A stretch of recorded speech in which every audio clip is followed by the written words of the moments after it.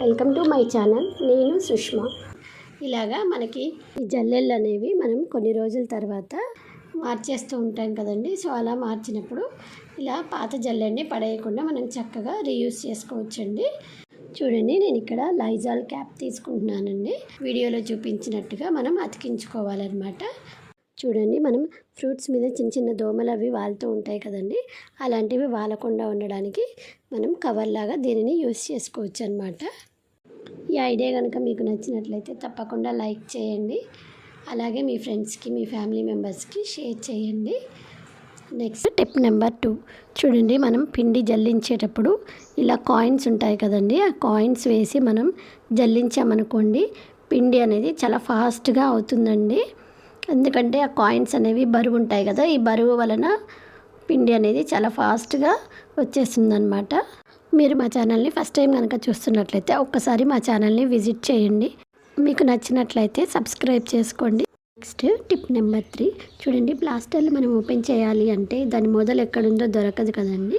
So అలాంటప్పుడు use చేసుకోవడం అయిపోయాక ఈ కొస ఉంటుంది కదా, ఈ కొసని మనం ఇలాగా ఫోల్డ్ చేసి ఇలా పెట్టేసామనుకోండి, మనం ఈజీగా ఓపెన్ చేసుకోవడానికి ఉంటుందన్నమాట. ఈ టిప్ మీకు యూస్ఫుల్ అనిపిస్తే తప్పకుండా లైక్ చేయండి. ముగ్గులు వేస్తూ ఉంటాం పెన్సిల్తో, లేదంటే కిచెన్లో ఏమైనా సరుకులు అలాంటివి రాసుకుంటూ ఉంటాం కదండి. ఒక్కొక్కసారి మన దగ్గర ఎరేజర్ అనేది దగ్గరలో లేనప్పుడు ఈ టిప్ బాగా యూజ్ అవుతుందండి. చూడండి, ఇలా రబ్బర్ బ్యాండ్ని నేను పెన్సిల్కి పెట్టానన్నమాట. ఇలా ఎరేజ్ చేసామనుకోండి చాలా బాగా ఎరేజ్ అవుతుందన్నమాట. ఐ హోప్ ఈ టిప్ కూడా మీ అందరికీ యూజ్ అవుతుందని అనుకుంటున్నానండి. నచ్చితే తప్పకుండా లైక్ చేయండి. ఇడ్లీ ప్లేట్స్ని మనం క్లీన్ చేయాలనుకోండి, మనం స్క్రబ్బర్ తోటి క్లీన్ చేసామనుకోండి, ఈ ఇడ్లీ పిండి అంతా స్క్రబ్బర్కి అంటుకొని దాన్ని క్లీన్ చేయడం కూడా చాలా ఇబ్బంది అవుతూ ఉంటుంది కదండి. సో అలా కాకుండా ఇలాగా ఖాళీ అయిన ట్యాబ్లెట్ షీట్స్ ఉంటాయి కదండి, వీటితోటి ఇలాగా మనం ఆ పిండినంతా మొత్తం ఇలా గీకేసామనుకోండి ఈజీగా పోతుందన్నమాట.